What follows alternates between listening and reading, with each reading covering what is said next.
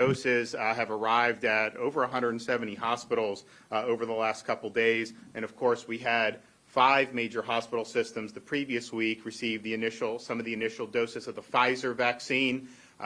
They were getting additional Pfizer this week. We also were able to do 20,000 doses for the state strike teams. So we did over 100 long-term care facilities in 6 days in Pinellas and Broward counties because there was a high concentration of those facilities. We also have CVS and Walgreens are actively pursuing and vaccinating seniors and staff of long-term care facilities. That's been their mission that they've been contracted with the federal government. So there's a lot of great things going on, a lot of hope, a lot of optimism, and I think that's a good thing going into a new year. I want to make an important announcement here today. This morning, I'll be signing an executive order that makes it clear our seniors are going to be the first priority in the general community to receive the COVID vaccine. As you know, we focused the initial week and then now into this week with the hospitals on long-term care residents, staff of long-term care facilities, and the frontline healthcare workers, doctors, nurses who are dealing with coronavirus patients day in and day out. But I said at the beginning, once we're able to do that with those initial doses, we want to work to get this out to our senior population. We think that that's very, very important for reducing mortality, reducing the number of people that need to be hospitalized for COVID-19. So the question is, and we made clear the reason why we did this, even though this was our initial guidance, is because the CDC had an advisory committee that actually initially recommended seniors not even be next in line, that you do essential workers, many of whom are very young, many of whom do not have significant health problems.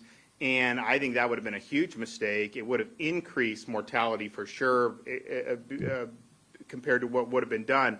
They've now said, well, you should do essential workers and 75 and up at the same time. The problem is people that are 73, 74 would be in the back of the line for a young 21-year-old worker who's considered, quote, essential. That doesn't, I think, make sense. And so for us in Florida, we're making clear in this executive order that our first priority for the general population, once the nurses, the doctors, and the long-term care facilities are done, is to vaccinate people 65 and up.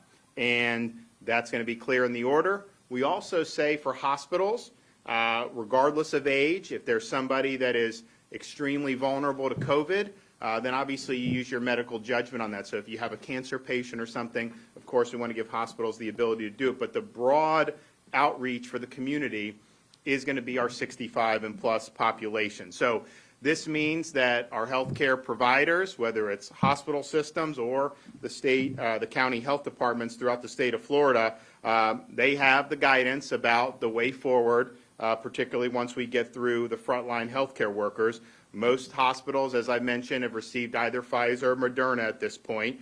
And once a hospital completes the mission with vaccinating frontline workers, they can immediately turn their attention to individuals 65 years and older, as well as I mentioned some of those folks that then may be hospitalized for really serious conditions and are extremely vulnerable to COVID-19.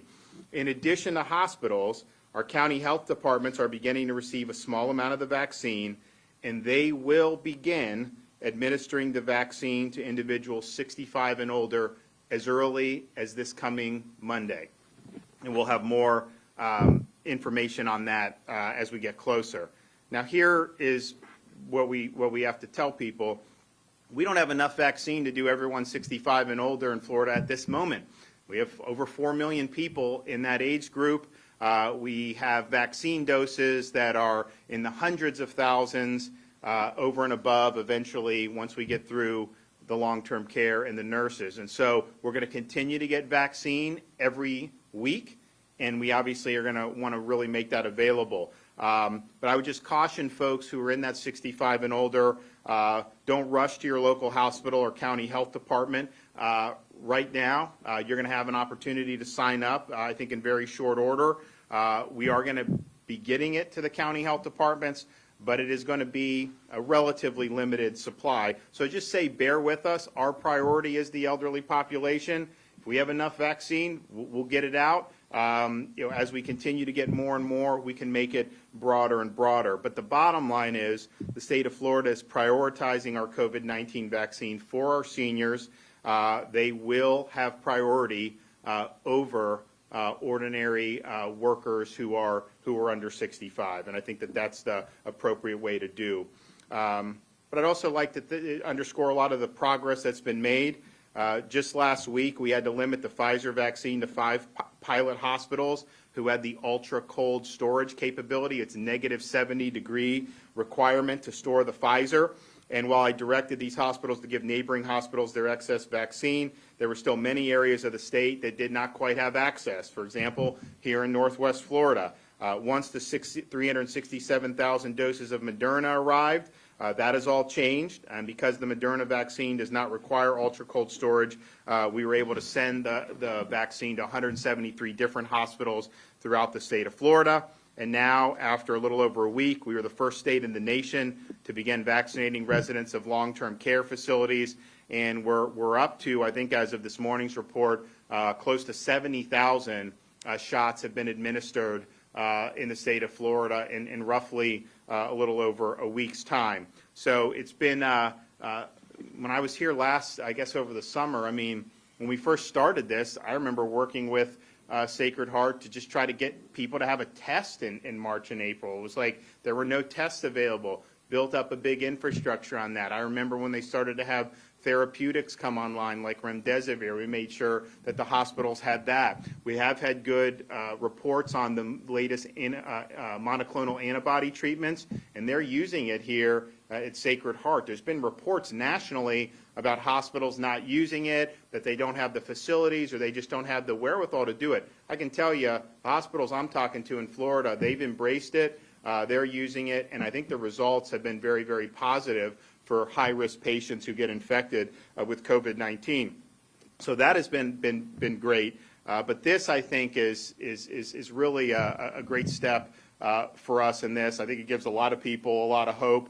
We're going to continue to get hundreds of thousands of doses of this every week for the foreseeable future. We also think, and by February, we'll probably have access to the Johnson & Johnson vaccine if the data on that ends up being solid and it gets an emergency use authorization by the FDA. That will be one shot, normal refrigeration, and produced at a pretty large scale. So we're looking at every week, I think, being able to make a lot of progress, and hopefully by the time we get into February, you're going to start to see not just Pfizer, not just Moderna, but maybe the Johnson & Johnson, and really have this thing start to get out broader, even beyond our 65 and plus population. But we're going to be working very, very hard as we continue with the long-term care mission, working with CVS and Walgreens, as the hospitals continue with their mission to complete the vaccination of their ER docs, ICU nurses, all the people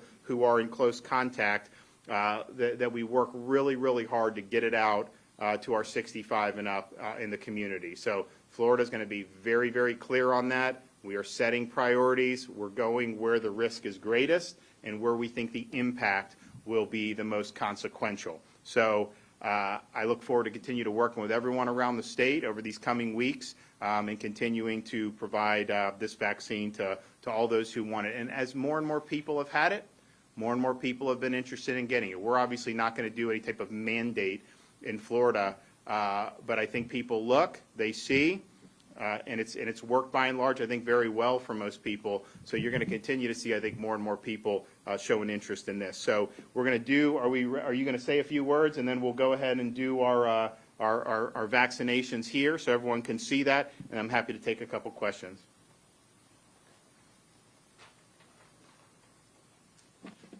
So first, I want to tell you, Governor, thank you. Thank you for your leadership. Thank you for helping us with the distribution of our vaccine. We are so grateful here in Ascension Gulf Coast to be able to receive the Moderna vaccine here in our Pensacola market on Monday. We received it at 9:30 and was vaccinating at noon. Yesterday, just here in the Pensacola market, we vaccinated over 700 first healthcare workers, the Phase 1A healthcare workers, the ones at the highest risk of caring for our COVID-19 patients. Within our Ascension Gulf Coast market, every single hospital we have has the vaccine. We are vaccinating actively today. We have vaccinated at the end of the day yesterday, close to 1,200 Phase 1A healthcare workers. The emotion is extremely high. I mean, it is the most exciting work we've ever been able to provide here within our ministry market, within our Florida market. It's, I have to say, like we've heard many words, today's the day healthcare goes on offense. We have been on defense for so long. We have worked tremendous hours. We have lost friends. We have lost patients. It's been tough. But over the last 24 hours, thanks to you, Governor, and in your leadership and our Ascension Gulf Coast Ministry leadership, we're on the offense. We're fighting back. We are vaccinating. Our goal is to help with the vaccination of our community. Every community our hospital sits in, we're going to be there. We're going to help support every initiative we have to be able to fight this pandemic, to get us back to a little bit of normalcy in our life. It's been a great last 24 hours, so we appreciate all of your help, all of our Gulf Coast Ministry help. The one thing, though, with our vaccine coming to market, it's really important still that everybody still social distance, masking, washing your hands. I mean, even with the vaccine here, we don't need to let our guard down. We need to be able to help, get that message out to our friends, especially going to our Christmas time within our holiday. Everybody wants to celebrate and have a good time, which is great. I mean, we have things to be thankful now. We're thankful for the vaccine coming to market. We're thankful to be able to start moving into the next phase of this pandemic, which is hopefully to the end of this pandemic, and get our economy back to normal, get our healthcare workers to be able to spend more time at home with their families. This is a great day, but at the same time, still practicing social distancing, still wearing your mask, still ensuring that if you're sick, stay at home. Don't come to work, don't spread the virus until we're able to do our job and be able to vaccinate our community and be able to get ahead of this pandemic. Thank you so much, Governor. Okay, who do we got coming over here? You want to introduce yourself and then just let them know? Governor. My name is J.C. Crenshaw, and I've been here at Sacred Heart for 8.5 years. I'm Senior Director of Support Services. Awesome.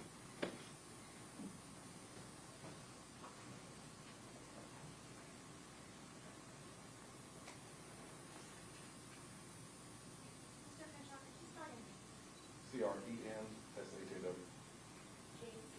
Yes, sir.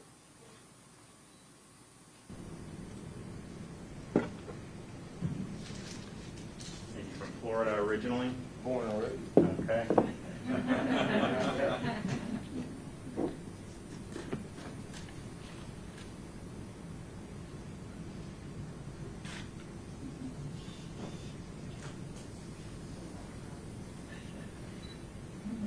Are you a nurse here, Mr. Crenshaw?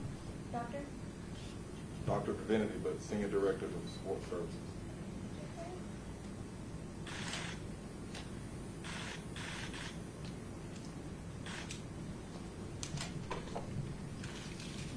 Good to go?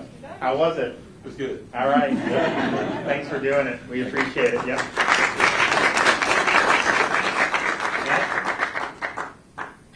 Introduce yourself. Hello, I'm Stephanie Booth. I'm a nurse manager here at Sacred Heart. I've been here for 5 years. Great. Now, before they do this, they're filling out forms and everything is locked and loaded? Yep. And then do you guys give them the appointment to come back in if it's Moderna, I guess 28 days, or how are you doing that? We have an automated system that will help remind them for their 21-day or 28-day vaccine. So the Moderna is a 28-day, Pfizer's 21. Now you have a few days on each side, but so basically if they're getting vaccinated just before Christmas, you're looking at kind of that probably mid to late January timeframe. We'll have to go get their booster shot. Yeah, and Governor, also too, we do monitor all of our associates for 15 minutes in our observation area to ensure there's no reactions, Yep. and it's been very successful. Great. How was it? It was easy. All right. Thanks for doing it.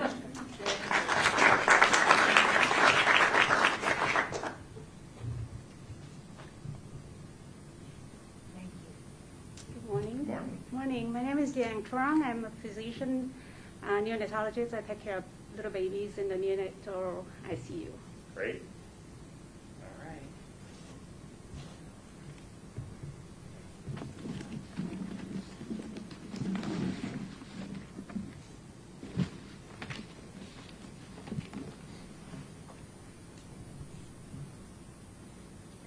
first and last name, Doctor? First name is Jiang, G-I-A-N-G. Last name T-R-U-O-N-G. Thank you.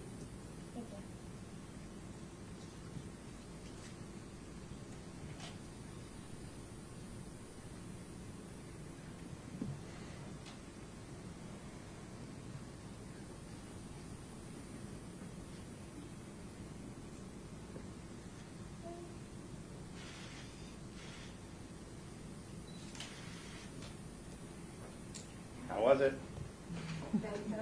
There we go. All right, thank you. So you see, quick and easy. They go in, they get it, and then they're out. And obviously there's going to be the 15-minute observation period, which obviously makes sense. They think that they've gone through a lot, as was mentioned, but they think they can even do even more, particularly as we get out into the community. So that's going to be great. The first shot, most people have said, provides some protection before you even get the booster. So that in and of itself will make an impact in terms of reducing the severity of the disease burden. I also want to thank Ascension, Sacred Heart. There's going to be a need to go out into the community and not just have everyone come here. I mean, we have, I think Senator Broxson had mentioned, we have some folks who are very elderly who aren't in nursing homes, but they're doing home care, and they may not have the wherewithal. And so they're already working with the county health department. They're working with their folks to be able to go out and help those vulnerable individuals. And I think it's really going to require a team effort to make sure that we're getting it in the places that need it the most. So thanks, everyone, for all your hard work, really over these many, many months. But now we are, I think it was said, on offense, and this is a really important mission for our entire healthcare system here in the state of Florida, for the county health departments and everything in between, to be able to deliver this vaccine to the folks that want it. We saw the healthcare workers. We know the nursing homes are underway. And then the next step will be our 65 and plus population. So we look forward to be able to offer that to our senior citizens. With that, I could take a question or two. Governor, you said that you heard here today the importance of continuing to wear masks and social distancing. 2 weeks ago, you attended the Niceville High School football game where there was little social distancing. You weren't wearing masks. Most people in the crowd weren't wearing masks. How do you expect people to follow those rules and take this pandemic seriously when you yourself don't appear to be following rules? Well, first of all, I've never put rules in for outdoor activity. I don't think that's not something I've advocated for. I think the outdoor transmission has been close to zero. We've seen that. And so we've typically tried to advise, if you're in close contact, particularly in a poorly ventilated environment. And so there was really no inconsistency with anything I've said. President Trump this morning said that... Does anyone else have any questions? Yes, ma'am. Some politicians this week have been falling under backlash for receiving the vaccine ahead of these other age groups, like you mentioned, 65 plus. What do you think about that, and is that impacting if and when you will receive the vaccine yourself? It has an impact because I made the decision very early. We're setting criteria, and I'm going to follow the criteria we set. It makes no sense for someone that's 42 to jump ahead of somebody that's 70 years old. I mean, you can look at the data on this. It's very clear. And so I want to make sure that if there's one dose here in Pensacola left for this week, I want it to go to an elderly. I don't want it to go to me.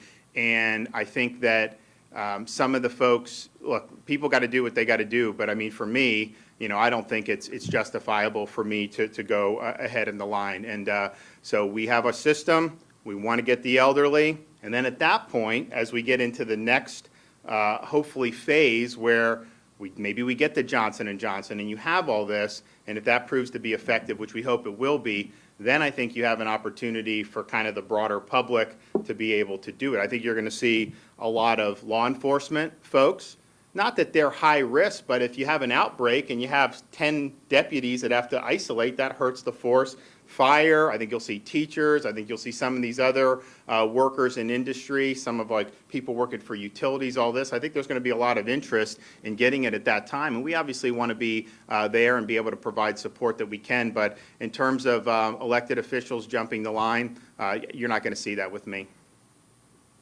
President Trump said this morning that he might consider vetoing the stimulus bill that was passed last night that would give Americans $600 each, as well as a slew of other financial things. Would you support President Trump vetoing that bill? Do you think it's something that should be done, or do you think that Americans should get that relief? Well, I think it's hard to know when they write a 5,000-page bill, they publish it at, I think, 3 o'clock in the afternoon, and then they pass it at 9 at night. Now, I don't know about you all, but I can't read 5,000 pages in 6 hours. It just ain't going to happen. And so there was a lot of stuff tucked into that bill that it's going to take weeks for us to try to figure out. I've got people digging in to see what does it mean for Florida. We're going to have to spend probably the next 2 or 3 weeks going through that to try to do it. And so what I would say is, I mean, he's got to make the decisions he wants, but there could have been more relief targeted to people that have been hurt since the coronavirus started, and hurt a lot of it through government policies. I mean, some of these states are shut down. They've still had massive outbreaks. And yet they have all these people that have been out of work. In Florida, we've really tried to make sure people had the ability to earn a living. It's very important to do that. You can still mitigate and do things responsibly, but throwing people out of work just doesn't make sense. And so there was very little. I think the total amount of the payments was like 190 billion, and they're spending all this other money. They're sending money to Pakistan. They're sending money to all these things. This is a situation where our country has had problems. Let's address those problems, and I think it showed exactly why we need term limits for members of Congress, because they're not going to change the way they do business. They're going to continue doing it this way, and there's a lot of stuff in there I think that we need. I think people need relief. I think we need to have support for the vaccination programs on the COVID side. So yes, there was some stuff that's needed, but they got sidetracked. They put a lot of other stuff in there that really shouldn't have been, and I think it's because this is the way they do business. It's a few people in the leadership that jam this stuff through, and then we have to look as taxpayers and try to figure out whether this is something that is good or not. Could you at least have waited another year for Pakistan? Could we have just not sent all this money overseas, given all that the country's going through right now? And I think we could have done it. I'd like to see them support working folks more than they did in the bill. But when I was in Congress, I supported term limits because I understood the need for it. If we could end up moving in that direction, I think you'd see more responsiveness coming out of the Congress. And so it's disappointing there was a lot of that stuff in there. We're going to figure out whether this stuff, what it means for Florida. I know we've been looking through the transportation. We've been looking through some of these other things. So we'll be able to potentially make some announcements about how we're going to deal with this if he does, in fact, sign the bill. Obviously, it passed with a very big margin. So, whether a veto would be effective or not, I mean, I don't know. They'd have to look at the numbers on that. But passing bills without reading it, that's not the way you should do business, and I think it was kind of sad to see just the way it was going. We've been waiting for a bill since June. We thought we'd get something in June, then July, then they broke for August recess. Then we said, okay, they got to get something done before the election, right? They didn't do anything for the election. Obviously, there was political reasons why they didn't do that, particularly Nancy Pelosi saying she didn't want to do it then. And then we thought, okay, maybe they'll do something right after the election. No, we're right on the eve of Christmas now, so they've really had 6 months to think about this, and to do it in that way with 6 months, it was disappointing. But we'll make the best out of it in Florida, no matter what happens. And we're happy to say we've been really responsible with our budget situation. We're going to be able, I think, to continue a lot of the progress we've made. I mean, I've had to make tough choices early on with some of the budget vetoes, but we really believe that we're going to be in good fiscal shape in the years ahead. Thanks, everybody.